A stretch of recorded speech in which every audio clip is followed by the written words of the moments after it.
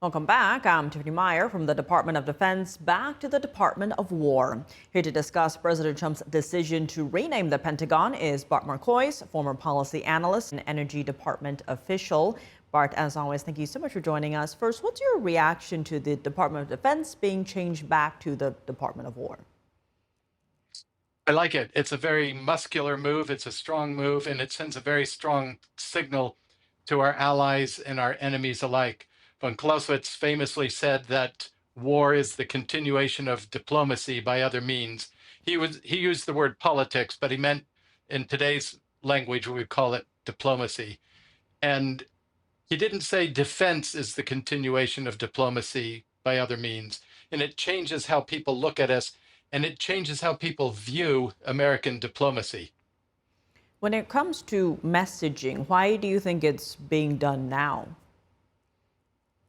Because the president is going around the world. He's negotiating trade deals, he's negotiating tariffs, he's negotiating peace deals. He is looking at Russia and seeing that Vladimir Putin refuses to take the off-ramp to peace that he so generously created for him to get out of Ukraine. He sees that China is still continuing to pursue aggressive policies. He's worried about, not worried, but he's anticipating potential Chinese moves against Taiwan.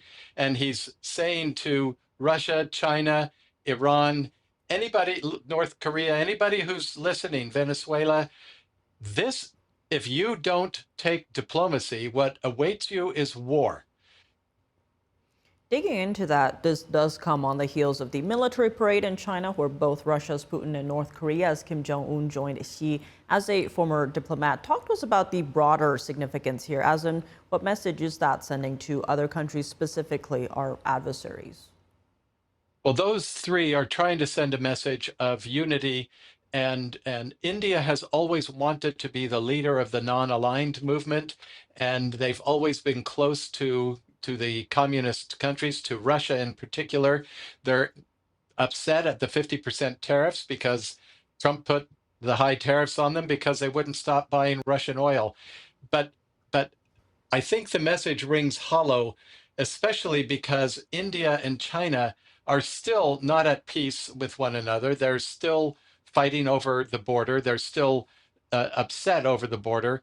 And President Trump is sending a counter message saying, look, you folks out there in the world who are watching this, China can parade all of the copies of American defense materials that it wants, but but we are still the dominant superpower, and don't think that you can make an alliance for war. You want to make other alliances with China, you know, knock yourself out, but don't think you can make an alliance in war against us, because we will not sit back for it.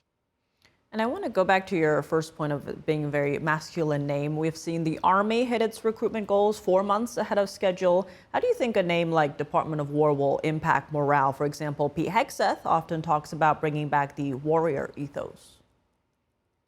I think that they could finance whatever costs there are associated with changing logos and changing, stationery and what have you, simply by selling T-shirts.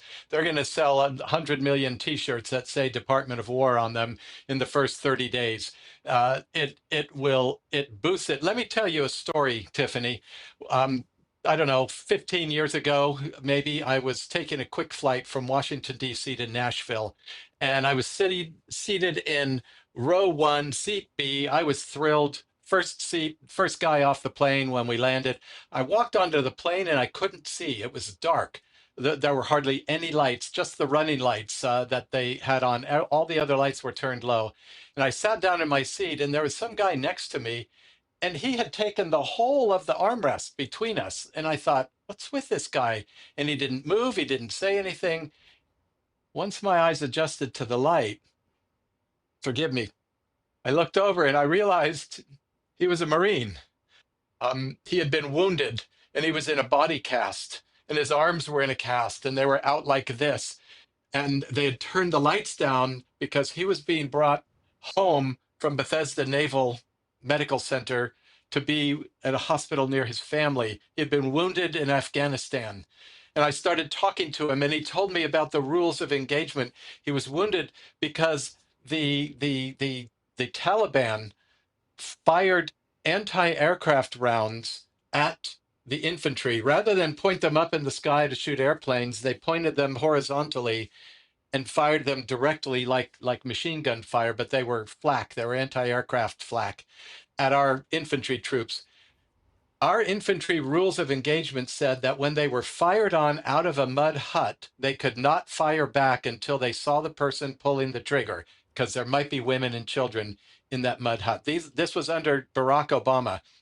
He put handcuffs on our troops. And this guy, I don't know whether he'll ever walk again. I don't know what his life is like. I still have his name and number in my directory.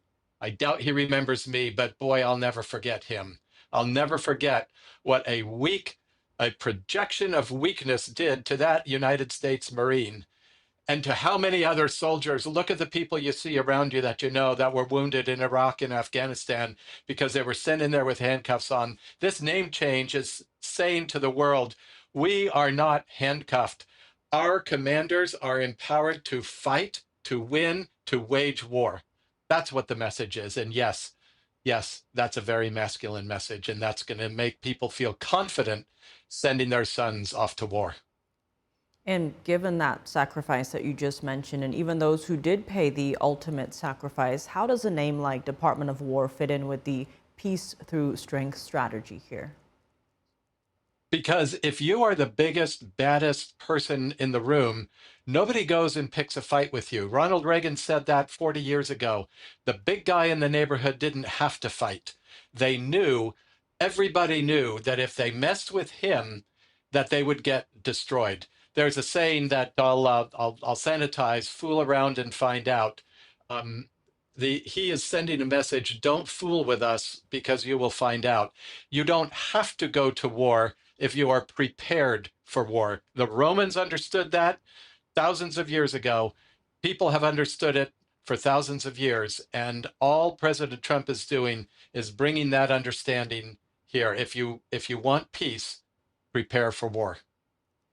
Bart Marcois, thank you so much for joining us and for sharing that powerful story. Thank you.